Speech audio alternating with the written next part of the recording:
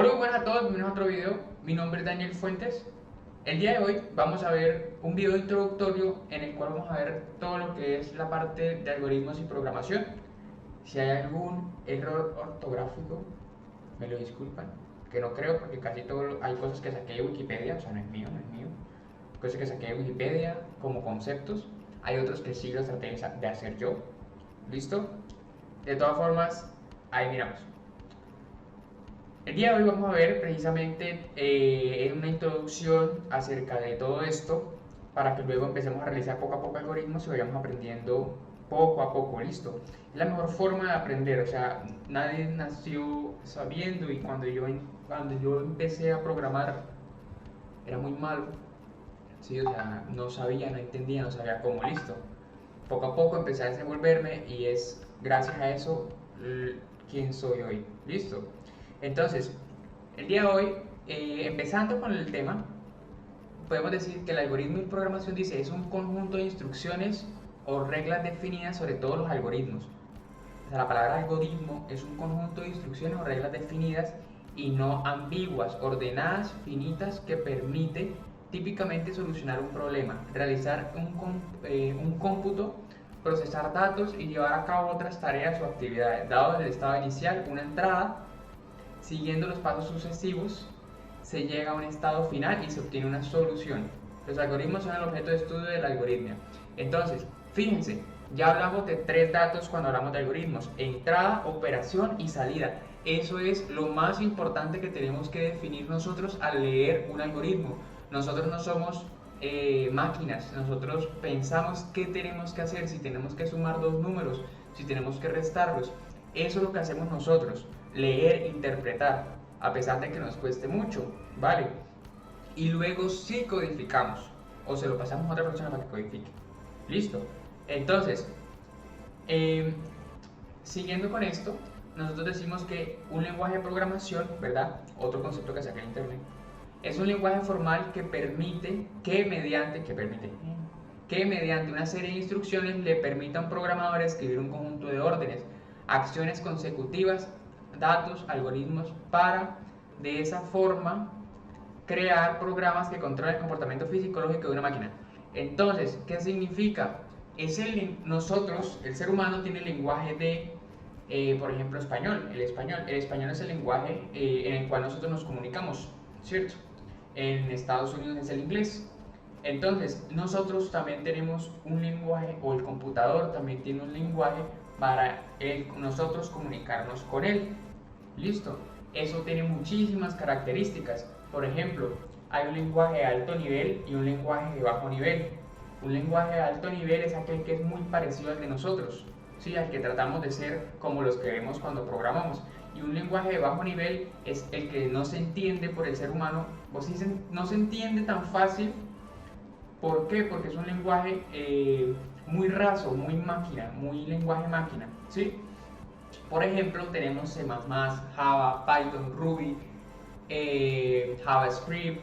¿Qué más podemos tener de lenguajes? Tenemos un lenguaje para aprender es PCInt. Es un lenguaje muy bueno como para aprender la secuencia de las reglas del algoritmo. Entonces todos estos lenguajes sirven precisamente. Ahora, ¿cuál lenguaje es mejor? Cualquiera, depende de lo que queramos hacer, ¿sí? C++ es un lenguaje muy robusto, o sea, es un lenguaje que, bueno, cuando digo la palabra robusto, es un lenguaje que tienes que hacer absolutamente todo lo tienes que hacer tú, ¿sí? En cambio, hay lenguajes que ya te permiten, por medio de herramientas que se llaman librerías, jalar esas herramientas como Python y hacer operaciones, o sea, evitar. Y cuando hablamos de evitar trabajo, hablamos de ahorrar tiempo. Y cuando tú trabajas en una empresa y eres una empresa que programe, lo mejor es ahorrar tiempo para evitar más costos, ¿cierto? Entonces todo eso depende. Ahora, ¿por qué no aprender Python en vez de C++? Ambos son buenos, pero lo mejor es aprender siempre el primero, lo más complicado, para que luego lo más sencillo sea más rápido de aprender, ¿sí? Y la lógica la tengamos muy fácil. Entonces, En todos los lenguajes hay tipos de datos, ¿sí? Está el tipo entero, que es int, como esos números que ves ahí, el 1, el 5, el -4. El tipo double, que es real, o sea, 2.3, 5.3, pi, ¿cierto? El tipo char, que es de un carácter, por ejemplo, la A o la A minúscula, o el 3 solamente, o el 2, también pueden ser números, pero de tipo char. El string, que son cadenas de caracteres, como lo pueden ver Daniel, hola, ¿cómo estás? También puede ser una sola letra, un string, que es A, el 1 o el 1. El tipo booleano, que es true o false, verdadero o falso, que se utiliza en los ciclos, se utiliza en un condicional, se puede utilizar como una variable bandera también. Hay muchísimos más tipos de datos. Otro, por ejemplo, que yo saqué fue un bitmap, que un bitmap es un tipo de datos que se utiliza, por ejemplo, en Allegro, en C++. Allegro es una librería para hacer videojuegos 2D en C++, en el cual tú sacas la fotografía que tú tengas de tipo BMP. Listo. Entonces, fíjense, hay esos tipos de datos, ¿sí? Obviamente hay lenguajes que también le llaman bitmap a otras cosas y es muy parecido el concepto de bitmap. Listo. Entonces, esos son los tipos de datos que nosotros utilizamos dentro de un programa. Cuando nosotros le decimos al computador int a igual a 1, significa que el computador va a sacar un espacio de memoria dentro de su RAM y va a decir, este espacio de memoria le voy a asignar un número y es el 1. ¿Sí? No es en el ROM, o sea, en el disco duro, no es en la RAM. ¿Listo? Porque esos programas se ejecutan y se van. O sea, cuando terminan de ejecución, se van. Lo siguiente que vamos a ver es la inicialización de variables. Acuérdense que un programa necesita inicializar, ejecutar alguna acción y finalizar el programa. Entonces, al momento de inicializar las variables, nosotros, por ejemplo, dice, al inicializar las variables es crear en memoria el espacio para insertar un dato, ya sea numérico, real, booleano, bitmap, etc. En C++ yo coloqué 3 lenguajes. En C++ lo inicializamos así: int número igual a 5, bool sw igual a true, string a igual a Olivis. ¿Ya? En Java es muy parecido a C++, y se hace de la misma manera, ¿sí? La diferencia es que en Java a veces no molesta menos que C++, ¿sí? Pero aún así sigue siendo un lenguaje bastante tipado, creo que exactamente tipado, creo que se dice así. Y en cambio Python, por el contrario, Python es un lenguaje que no le importa nada. Por ejemplo, yo creo que hay un punto y coma, para que ustedes se den cuenta que Python a veces pide el punto y coma, no, nunca lo pide, pero si usted coloca el punto y coma no pasa nada, ¿sí? Ahora, dice número igual a 4, punto y coma. Luego yo puedo colocar número igual a hola, y así, y ya. Palabra igual a 2.5, y ya. No tengo que colocar ni int, no tengo que colocar ni punto y coma. En los condicionales lo vemos más adelante, que es mejor. Entonces, fíjense que todo esto ahorra tiempo. Todo esto ahorra tiempo de errores, tiempo de ejecución. Bueno, ahora otra cosa, algo interesante. Hay dos tipos de lenguaje. Compilación, hay dos tipos de lenguaje. Uno que es por compilación, ¿cierto? Que es un lenguaje como C++. ¿Qué pasa con C++? C++ usted corre el código. Cuando corre el código, él automáticamente crea el ejecutable, o sea, crea un punto .exe, que es un ejecutable, y resulta que él mira la especificación del computador y lo crea, ¿sí? Cuando usted coge ese ejecutable y lo mueve a un Mac o a otro sistema operativo, Windows 7 por ejemplo, mi Windows 10 a Windows 7, no le va a correr el programa, porque resulta que ese programa sirve para el computador en donde se ejecutó el programa. Entonces es algo muy interesante que sucede, ¿vale? Ahora, otra cosa. Resulta que Java, Python y otros lenguajes no funcionan así. Funcionan con un intermedio, un traductor, por así decirlo. Está la máquina, el traductor, ¿sí? Que se llama Java Machine, creo que se llama. El traductor y el lenguaje. Entonces el código pasa por el traductor y el traductor crea un punto .jar. El punto .jar es el ejecutable de Java, no es punto .exe como en Windows. Y resulta que este ejecutable funciona para varios sistemas operativos, ¿sí?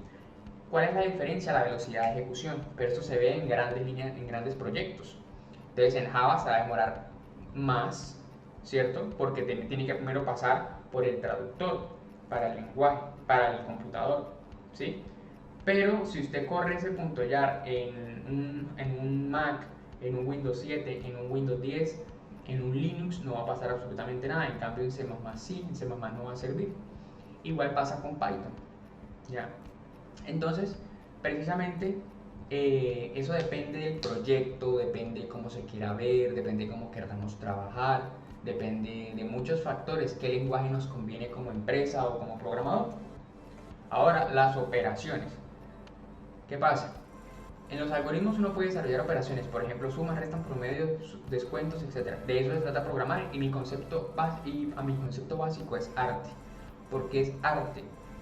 Hubo un docente que me dijo que la programación no era arte, lo cual no me parecía apto porque cada quien hace su programa a su manera. Yo puedo hacer un programa diferente lleguemos a la misma conclusión, pero de manera diferente. El procedimiento es diferente. Primero sumé y luego resté. Primero resté y luego sumé. ¿Sí? Cuando ya hablamos de un cambio así mínimo y una forma de pensar diferente, es un concepto de arte. ¿Por qué? Porque, por ejemplo, si yo quiero pintar lo mismo que pintó Picasso, pero le quiero agregar más nariz a una pintura, es arte, ¿sí? Entonces, a mi concepto es arte la programación, porque cada ser humano lo puede hacer diferente.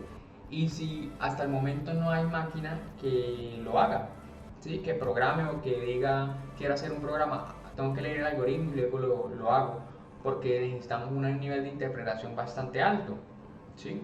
Hasta el momento. Entonces, acá podemos ver una operación, dice, creamos dos variables, int a, la variable a y la variable b, que le agregamos el 5, le asignamos el 5 y el 6. Y luego a ese resultado lo sumamos. Listo, a más b es 11. Listo. Los condicionales. Los condicionales, cuando hablamos de condicionales, precisamente es, por ejemplo, si hay papa en la tienda, trae. Si no, traiga huevos. Si usted no se come el almuerzo, no hay postre. ¿Sí? Entonces, es una condición, como las condiciones que da la mamá. Si usted hace esto, ejecutamos esta línea. Y si no lo hace, ejecutamos esta otra. ¿Cierto? Ahora, si usted hace esto, ejecutamos esta línea. Y ya, no hay un si no. Puede haber un sí sin un si no. Listo. Y coloqué tres lenguajes diferentes, quitando Java, porque es muy parecido a C, en el cual decía, en C es A igual a 5, esa es la sintaxis, fíjense, con corchete, con corchetes y con las instrucciones adentro. Si A es igual a 5, haga. En Octave es un lenguaje muy parecido a MATLAB, precisamente para matemáticos. Como les digo, el lenguaje depende de la persona, depende del proyecto. Y este lenguaje es muy bueno precisamente para científicos y matemáticos. Es un lenguaje que funciona, su condicional funciona así, coloca si a es menor a 6, entonces haga las cosas y al final coloca en i. Y Python es un lenguaje que en realidad funciona con tabulaciones, entonces yo coloco si a es diferente de 4, puntos, saco tabulación, tabulo, y luego escribo abajo la siguiente línea de código, a es igual a más 1, listo. Ahora acá se utiliza algo muy interesante, las condiciones. Ustedes se dan cuenta que es igual, diferente, mayor, menor. Entonces fíjense que estos son datos que se utilizan, condiciones que se utilizan para condicionales, ¿cierto? Valga la redundancia, y con ciclos también se utiliza. Listo. Entonces precisamente con esto podemos ver que los diferentes tipos de lenguajes, cómo funcionan, cómo funciona su sintaxis, ¿cierto? Como cualquier otro lenguaje, como el inglés, como el español, como el chino, como exactamente así, ¿vale? Terminé las diapositivas.